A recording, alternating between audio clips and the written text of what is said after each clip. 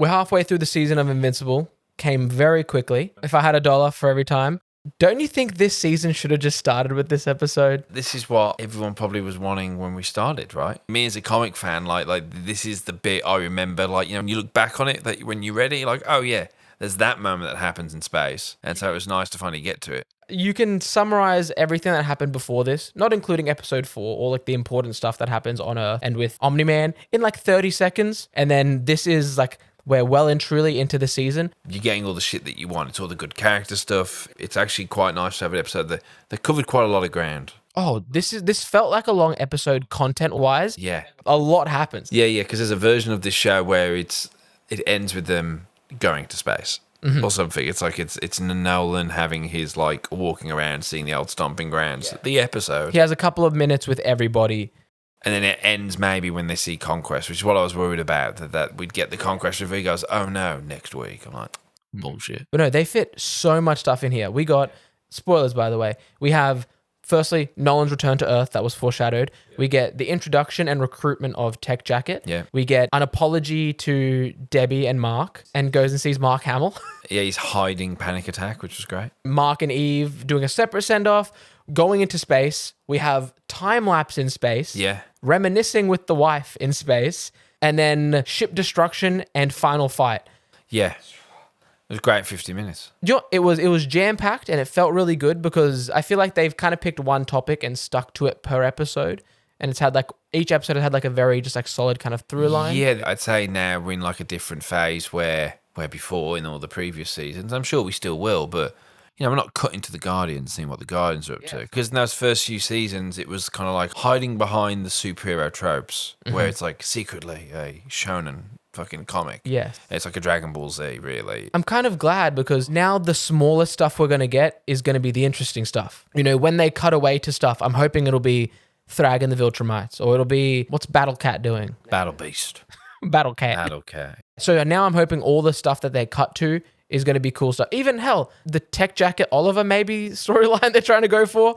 Is it weird watching two kids hook up? Particularly when one of the kids is like 1.5 years old. Is it weird? It's not weird when it's Euphoria because they're all hot, but it's weird when they're animated children. Yeah, there's so much to go through, but we got Debbie having her like saying everything to him, like I'm gonna steal your pet, punching him in the chest, like fucking ripping her skin off her knuckles. I don't know how she did that in 2 punches. She's like punching a wall. She's punching a very hard wall. I don't know, but so she just basically tells him so many words like to fuck off. Like all you've done is you ruined the planet, call me your pet, and then you drop a new son on me. And then you abandon him as well. Yeah, so yeah, real nice, man. As much as I want Debbie and Nolan to be back together, I was like, don't just roll over straight away. I think that would be like a bit of a character assassination for Debbie. I could definitely see an alternate universe where Debbie says all her angry stuff and then like they're right back to it. Like she collapses in his chest. She just really needed him. Regardless. Like, yes, she's happy, but she's never truly happy.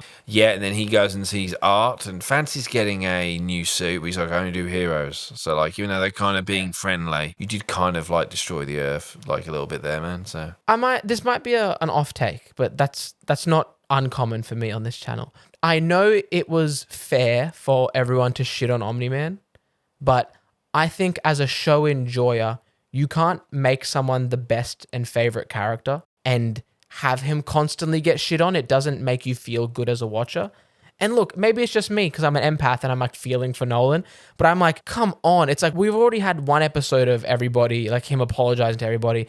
And then now we get the actual important people who we care about and he's apologizing to them. I kind of want Nolan to get a win. And I know that's what they're building up to, is like hopefully, an eventual like forgiveness arc. And, is it going to be too late and in like a last moment, blah, blah, blah. But, I felt for Nolan so much. When you're watching like characters for like, over 20 hours of TV, you can't help but feel for them. And I guess I'm like really empathizing with Omni-Man, like, because from season 2, that's when they start doing all like the sad edits of him. Like, he's growing the beard, he's in front of the black hole, and he's just like sad. And then season 3, he's sad. He's in jail and he's going to die and he's sad. And then season 4, he's back and he's repenting and he's sad. And then now he's on Earth and he's sad. So I was like, I wanted him to get a little win, but I know we have to just shit on him a little bit more to make the payoff a lot better. Yes. It was really cool seeing all that. And then Oliver comes along on the adventure. Mark says goodbye to Eve. Eve doesn't tell him that she's pregnant yet. That's interesting.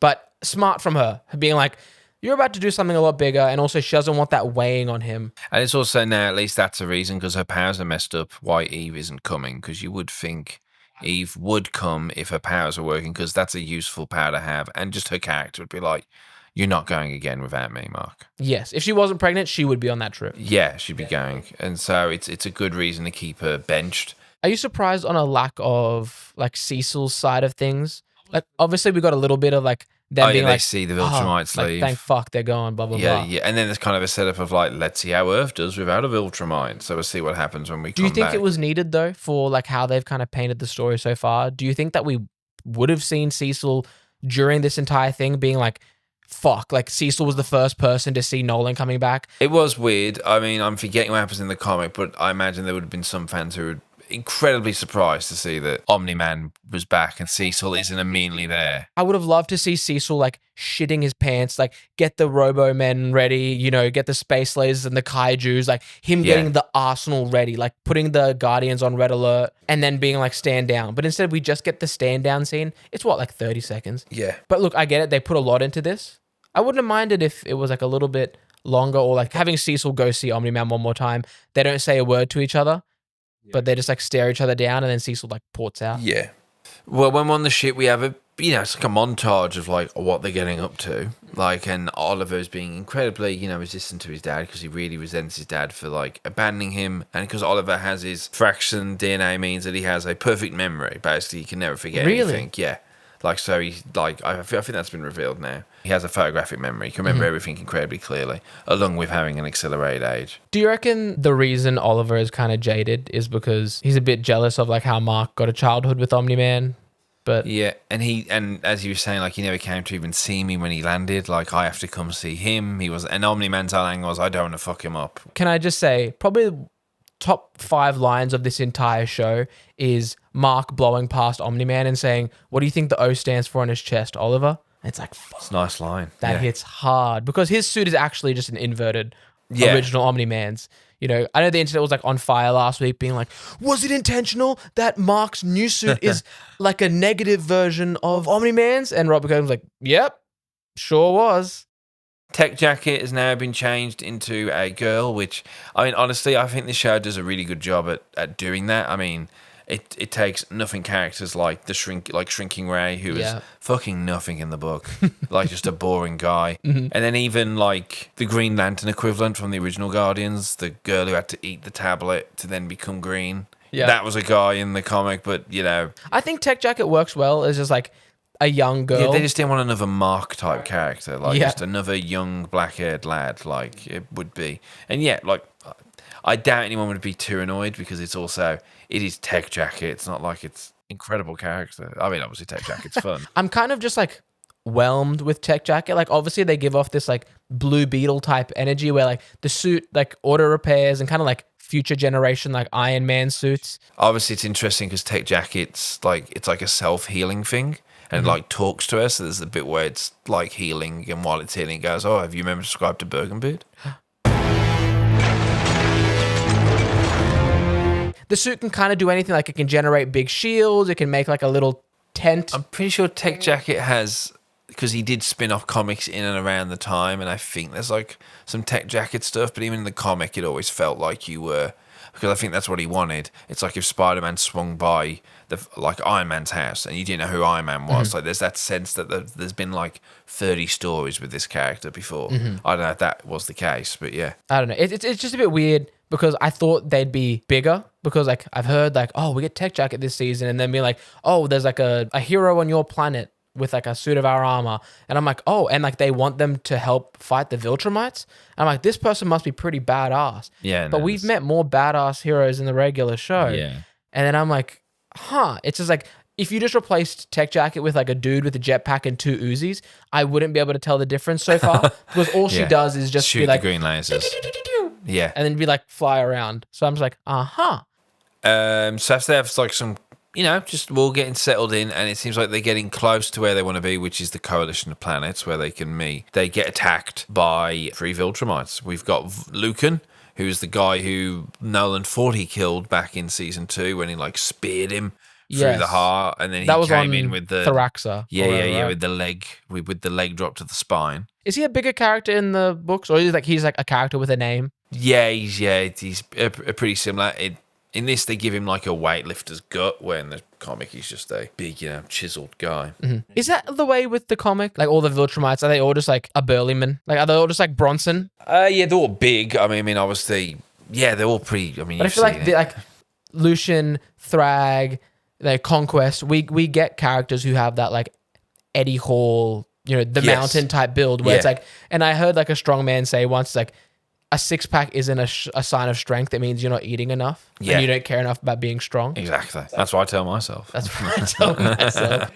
But yes, in the comics, do you see a lot more? They just look like regular, like Chad-esque bodies. Yeah, I think they're all just like big boys, really. Yeah, then and obviously lean women. Like, there's no big women in either. They're just kind of lean and Nissa type. I haven't seen maybe we'll get like a Gabby Garcia type Viltrumite. You'll see her. So they attack, and then obviously Mark is horrified to see Conquest is still alive. Like, he goes, I fucking killed you. Conquest is like, you should have killed me. And Mark's like, I fucking did. Like, what do you mean? And it was interesting because it looked like, I mean, I didn't notice last time, but his teeth look jagged, like they haven't properly recovered from getting his face caved in. Well, yeah, that's like another interesting thing. I saw like some clickbaity thumbnail being like, why can Viltrumites take so much damage? I think the rule is with them is that if they're breathing, they probably will eventually be fine. Mm-hmm. Like that's basically the rule. Well, I imagine they're not going to kill off the main character 4 episodes into the 4th season. Yeah, that'd be awfully ballsy. With 6 seasons to go. Yeah.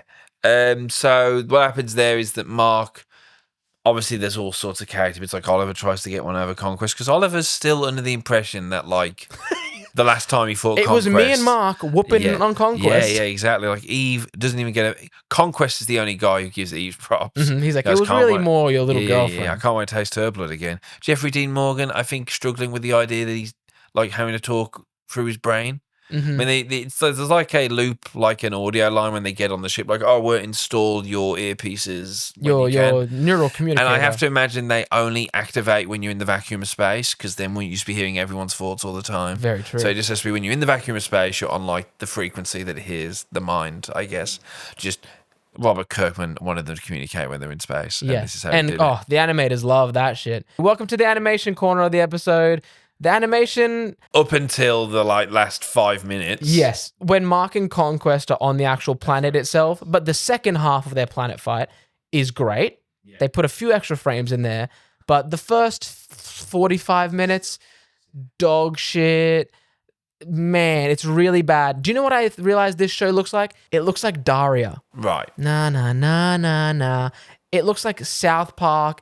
It's like, man, I know they're trying to show movement with as little frames as possible, but it just looks really jagged. Nolan's face looks so different compared to season 1. It is wild. They're really... Like, Art is a good-looking character here because he has the lines and, like, the definition, but for some reason, Omni-Man, they've smoothed him out a little bit more. And especially in like the shots where he's in light, especially like when he's talking to Debbie, he just looks weird. Yeah, particularly in like the end of the last episode when we were looking up at him, like the low angle shot. When him and Mark are in the like sky him. at the start, that's when he looks the weirdest, actually. But even the fight stuff, it's so... And I'm like, I know people glaze this show for the fights. It's the hype that builds up to the fight, and then it's the hype edits online. I see what you're doing there, show, letting hype edits do all your marketing for you. Very 2025 of you. There's not enough frames in the actual fights. And it's like, you're in space. There's zero background that you have to do. There's floating rubble. Yeah. There's nothing there. And also, I get it. You're adapting a comic book, but take a page from manga. What's Omni-Man doing for half of the space fight? Well, he's not there. And then Conquest is getting his head crushed. Then Nolan appears. I can understand Oliver having to take a second because his head almost got crushed. Yeah. But Omni-Man or Mark saves him, and then Conquest and him are fighting. I did like in this, though, when he starts attacking him, it's like he immediately goes to, like, after a few punches, doing the fucking Tony Jaa on back elbows into he does his go face. for, like, And Anderson Silva like spinning it's pretty mad. And I thought they would do it because the additional line of "I'm so lonely," they then kind of gave it the you're gonna tell me your feelings again. Didn't like the delivery of like that was told in confidence. I'd rather have Conquest be like, "Oh, you little." I wouldn't have minded him going like, "Do you feel fucking lonely now?" Or something like, I don't know. Yes, but like Mark would have gotten petty. He would have gotten low. He would have really just like dug into that primalness. Yeah, because Conquest was choking him, so it's like there's that kind of angle that he would have died of choking. I'd be interested when people think of Conquest already going out, because I imagine people might have thought he might have been around for a while. Like he would have been in the big fight. Yeah, like we're going to set up this rematch for a while, so that like just a few episodes later, we're actually doing the rematch already. This is like 5 episodes since the last Conquest fight. Yeah, right. So it's obviously incredible to see it, and it was a moment I was interested in happening. They changed slight stuff where there isn't any talking. In the book, he's like yelling at him, like, "I'm not fucking letting go." Mark like, is yelling at Conquest. he's almost monologuing slightly, where it's like, "I'm never letting go, like, no matter what you do." Like he wants him dead. Yeah. Viltromites don't breathe in space, they just hold their breath. And Oliver, being the youngest, probably has the smallest lungs. And what it's meant to be that when Conquest goes after him and Mark gets him around the neck on the exhale, so there's no air in his lungs whatsoever, because it would be pointless if you were choking him, because he'd just be holding his breath anyway. So true. So he gets him on the exhale where there's no breath at all. I was thinking, like, how is he not like ripping the skin, like he's digging in that much? So while they're getting choked, Conquest spear hands him through the entire body. Yeah. And then is pulling out like taffy. You know how like in like grade like 3 or 4, it's like, you know we have 10 kilometers worth of intestines in our body. Like Conquest is really just like the clown with like all the streamers. Yeah, I imagine the Google had a spike in how long are our intestines? Yes, this episode? But like Mark's like getting disemboweled and holding on. What a trooper! But it's the same reason why I imagine Conquest didn't just go like just start pulling it apart, grabbing his spleen and just like crushing it in his hand. Yeah, I do like that Mark uses all like dirty human tactics on Conquest. He won last time because he headbutt the shit out of him. Surprised he didn't do an eye gouge or something. Yeah, that's always the thing. Like, I'll make you blind here. He already has one eye. Yeah, he bites his thumb off and then obviously holds on until he chokes him to fucking death, which is wild. I knew it was coming, but it's been interesting people be like quite disgusted, and they have made it more disturbing because there's no music playing. It's just 2 people, and Mark is like half dying as he's just holding on. Yes, it's like cutting back between the hands grasping and guts being like pulled out. Yeah, and Conquest is just desperate. Like, how is this guy not letting go? And I think it's also because you don't see your hero get that done to him. Yeah. You see them get like stabbed. Yeah. But he got a Conquest-sized fist, which is the entire size of like his abdomen, through him, which is insane. And I recommend people, this is why us subtitle watchers, we catch a lot of flack, and I think it's because you guys don't know how to read, but there are some lines that aren't audibly said. Like Mark has 2 lines at the end where he's like whimpering for help, which aren't actually like delivered audibly, I didn't hear it, but they come up on the subtitles where he's like help, and then after Omni-Man and Oliver are on the way, he's like, somebody please like help me or something like that. It's certainly, I mean, people obviously are raving over it being, and it's easily the best episode so far of the season. Yep. It's probably one of the best episodes because it gets you all the character stuff and it covered so much ground so well. I had to ignore, like, why on earth Alan and Tech Jacket don't just follow Omni-Man to the planet to just simply help out with the Conquest problem and evade these lot. I did like the line where he goes, "You guys are stupid, 3 on 5. You guys are toast." And he goes afterwards, "Now who is the toast?" Which I quite liked. It's an incredible animated sequence at the end. It's definitely will be the thing everyone's talking about. I mean, the next episode will be probably a bit calmer. It's waiting on Mark to heal and Nolan and Oliver will hang out for a bit. Yes. Have some father and son time. Which is pretty cool. I've never liked this outfit on Nolan. I don't know why he looks thinks a bit it's cool. plain. Yeah, like the barefoot, high ankle stuff. Like, it just looks a bit. I think it's grounding. Great, you go to space and you come back a hippie. That's it. But as ever, I don't know if I ever felt the animation was this bad in season 1 or 2. No, they were putting effort in. Now we're invested. And obviously after watching, because JJK just had like some of the best animation in a fight there's ever been. To then come to this and you have those moments of like, oh, they're actually like trying on this bit. Which, you go, God, imagine if you could all manage to do this most of the time. Yeah. But I think overall it was a fantastic episode, really. Yeah, I loved it. The animation is enough to ruin the show for me. It obviously knocks it down a point or two, but the writing and the character stuff is great in this. Is it the most bounce back ever? Considering like that, Yeah. I think IMDb has it like last week 6.8. This is like a 9.8. I feel still that's a little bit too high. Yeah. But this is a strong 9. I think this episode was great. I don't think it needs to be 0.2 off of a 10. Yeah, because last week was so like just nothing burger. So People it's are nice. clamoring for this. Yeah, I think I'm keen to see where we go.